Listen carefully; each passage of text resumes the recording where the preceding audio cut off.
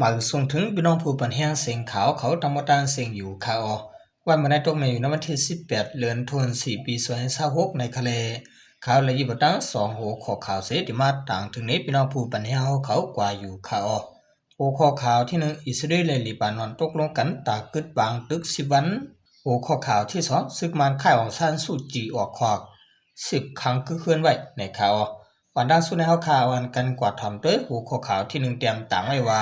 อิสราเอลและเลบานอนตกลงกันตากึดบางตึก10วันในจอมกันค่าจอมพ่องหลวงเมืองอิสราเอลบิจามินเนตันยาฮูและมักมันลัดกว่าว่าอิสราเอลได้ตกลงกันดังเลบานอนตากึดเป็นข่าวดัง10วันในยาวก้อยการตับซึกอิสราเอลจืออันปักสาวอยู่ที่ปอดจานเมืองเลบานอนนั้นแต่เตรียมทอนตับซึกบอกว่าในข่าวจอมพ่องหลวงเนตันยาฮูและปืนเผาข้อความในวิดีโอเมื่อวันพัดวันที่16สิงหาคม2026นั้นว่าเฮาขาเลยมีเตือตั้งตกลงรองงามเย็นอันเตคือปืนตั้งเมืองเลบานอนยอกว่าในค่านาฬิกาหมายงามเย็นตั้งเมืองเลบานอนนั้นเนตันยาฮูเลยปันขอสับเลียงว่าที่ได้ปลดปล่อยเป็ดกองกลาง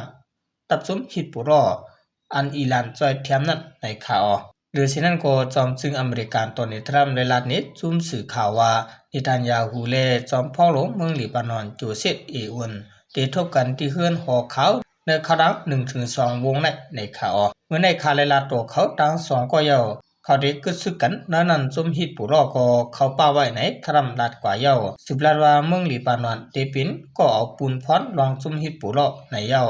กับไก่ลุยลองในเสซุ่มฮิตปุรอไล่ออกลิกปืนเผาเมื่อในวันตั้งนั้นว่าอยากไปหาปอมเมคนเมืองขายเมื่อสุดวิ่งเปรูดและปอจานเมืองเลบานอนต่างเอาไล่จังเลียงมาได้ปันพางสติว่าตั้ง2ฝ่ายผู้เขียนในระยะหลู่หลายหลีโหหมายมาหลายปอกหลายกำยอกว่าไหนหรือเสนาจุมฮิตปุรอไล่ลัดว่าเขาได้ตกลงจำลองกึดซึกนั้นหรือตกลงจำนางฝ่ายจุ่มหลวงบองจึงเมืองเลบานอนลัดแต่เตียวเมื่อเดือนมัส2026ในมาย่านปางตึกในเกอิสราเอลฮิตปุรอในเฮ็ดให้คนตายกว่า2เหง1ปากก็ปลายแลมาเจ็บ7เหง1ปากก็ปลายยาวจุมซาจึงลูกชายอยู่เอียนลัดว่าย่านปางซึกในเสในเมืองเลบานอนมีคนปลายเพชรซึกอยู่ 1.2 ล้านในข่าวสืบเสนอข่าวกันกว่าถอมด้วยหัวข้อข่าวที่2เตรียมต่างไว้ว่าซึกมันค่ายอองซานซูจีออกขอก10ครั้งคือคืนในจอมกันค่าเมื่อวันที่17สิงหาคม2026แม่นวันปีใหม่สร้างแก่นั้นซึกมันยึดเมืองปืนเผาปล่อยปันโตก้นโตขอกเสียงไปในนั้นปาตางผู้น้ำสิกจอมใน NLD หลายๆก็ก้วยกะนาอองซานซูจีเตถูกลุดหย่อนปันตัวต่ำขอกหกปุน1ปุนก้วยเส10กุมขังตัวคือเฮินที่เวียงหลวงตากุงว่าในข่าวยามเหลียวนาอองซานซูจีในอายุไล่81ปีซึกมาติงยับกุงขังมานางจึงมือตียึดอาณาจึงเมืองเมื่อวันที่1-2 เดือน2021เอาขึ้นลุ่มเอาเรื่องลองกินสุกินลาบเรื่องส่วนสอเฮาวานเมืองสุกยุงอีกหลายๆอันเสปันตัวตามขอบ35ปีไว้หลังแทบตัดปันตัวตามเยาซึกมันส่งกุมขังตัวไว้ที่นี่ปีโตปันเผาควบทบละต่อถึงลวดปันตัวตามขอก6บุญ1ปุนในเขาตัวตามขอกอันมานางยาวไว้35ปีในซึกมันลดหย่อนปัน6ปีกว่าเสเดี๋ยวมานางมากุมขังคือเฮือนมานางตีหมายเฮือน50เส้นดังแต่กระตุยิกตาเวียงตากุงว่าในข่าวเพื่อนมานางในซ้ำก็เปลี่ยนปีไอมานางป่องซานอูว่าเปลี่ยนป้าปุ่นสุนมันในเสคืนลุมตราเอาเรื่องป่องซานสุจิเอาปืนเผาเทียบขายไว้ครึ่งนึงเพไว้ปันป่องซานสุจิครึ่งนึงในข่าวลูกจุ้มปาตี NLD ลาตีสื่อข่าวมันไว้ว่าผู้คือกลุ่มซึ่งเมืองก่อเก่าโหเป่าปาตินกยุง NLD นางอ่องซานสุจิในก็ถึงเวียงหลวงตากุงเยอะดีกว่าเฮือนนายกาหลวง NLD อุตินอูเสกว่ากันโตวิ่งเงียนควันเงาอุตินอูความในเลยามเหลียวอ่อนกันมือผิวปัดเฮือนเยอุตินอูไว้อยู่ผู้จบข่าวจมซึกมานก็ฮอดไว้ที่เฮือนอุตินอูไว้อยู่ในข่าว